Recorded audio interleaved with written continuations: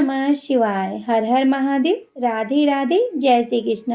आप सभी का स्वागत है राधे कृष्ण भक्ति में। आज के इस वीडियो में हम सावन शिवरात्रि व्रत की कथा सुनेंगे। कथा सुनने के लिए आप हाथ में थोड़े से फूल या फिर अक्षत ले लें। तो चलिए अब हम कथा शुरू करते हैं। प्राचीन समय में एक नृशंस बहेलिया था जो नित्य प्रतिदिन अनगिनत निरपराध जीवों को मारकर अपने परिवार का पालन पोषण करता था। एक बार पूरे जंगल में विचरण करने पर भी जब उसे कोई शिकार न मिला तो क्षुधाकुल एक तालाब के किनारे रहने लगा। उसी स्थान पर एक बेल वृक्ष के नीचे शिवलिंग स्थापित था। बहेलिया उसी वृक्ष की शाखा पर चढ़कर अपनी आवास स्थली बनाने के लिए बेलपत्रों को तोड़ता हुआ पत्तों से शिवलिंग को ढक दिया। दिन भर के भूख से व्याकुल उस बहेलिया का एक प्रकार से शिवरात्रि व्रत पूरा हो गया। कुछ रात व्यतीत हो जाने पर एक गाभिन हिरनी उधर कुलाचे भरती हुई आई। बहेलिया उसे मारने को तैयार हो गया। तब झिझकती हुई हिरनी दीनवाणी में बोली, हे व्याघ्र, मैं अभी गर्भवती हूँ, प्रसव बेला भी समीप है, इसलिए आप इस समय मुझे मत मारो। बच्चे को जन्म देने के बाद मैं शीघ्र ही आ जाऊंगी। बहेलिया उसकी बात को मान गया। थोड़ी रात व्यतीत हो जाने पर एक दूसरी हिरनी भी उसी स्थान पे आई। पुनः बहेलिया के निशाना साधते ही उस हिरनी ने निवेदन किया, मैं अभी ऋतु क्रिया से निर्वित सकामा हूँ, इसलिए मुझे पति समागम करने दीजिए, मारिए नहीं, मैं मिलने के पश्चात स्वयं तुम्हारे पास आ जाऊंगी। बहेलिया ने उसकी भी बात को स्वीकार कर लिया। रात्रि की तृतीया बेला में एक तीसरी हिरनी छोटे छोटे छौनों को लिए उसी जलाशय पे पानी पीने आई। बहेलिया ने उसको भी देखकर धनुष बाण उठा लिया।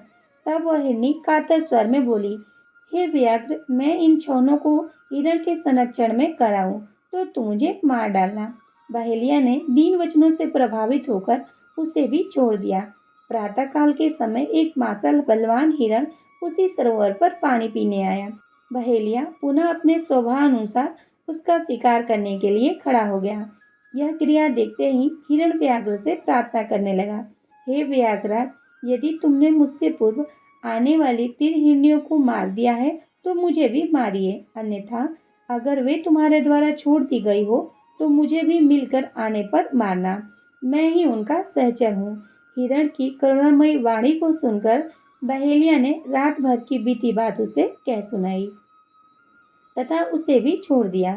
दिन भर उपवास तथा पूरी रात जागरण तथा शिव प्रतिमा पर बेलपत्र चढ़ाने के कारण बहेलिया में आंतरिक शुचिता आ गई। उसका मन निर्दयता से कोमलता में ऐसा बदला कि हिरण परिवार को लौटने पर भी न मारने का उसने निश्चय कर लिया। भगवान शंकर के प्रभाव से उसका हृदय इतना पवित्र तथा सरल हो गया कि वह पूर्ण अहिंसावादी बन गया। उधर हिरनियों से मिलने के पश्चात हिरण ने सब परिवार बहेलिया के पास आकर अपनी सत्यवादिता का परिचय दिया। उसके सत्याग्रह से प्रभावित होकर बहेलिया अहिंसा परमो धर्म का पुजारी हो गया। उसकी आंखों में आंसू छलक आए तथा पूर्वकृत कर्मों पर पश्चाताप करने लगा। इस पर स्वर्गलोक से देवताओं ने बहेलिया की सराहना की तथा भगवान शंकर ने 2 पुष्प विमान भेजकर बहेलिया तथा मिग्र परिवार को शिवलोक का अधिकारी बना दिया। हर हर महादेव। जय भोलेनाथ। अब आपने जो हाथ में अक्षत या फिर फूल लिया है आप वो भगवान की फोटो के पास अर्पित कर दे।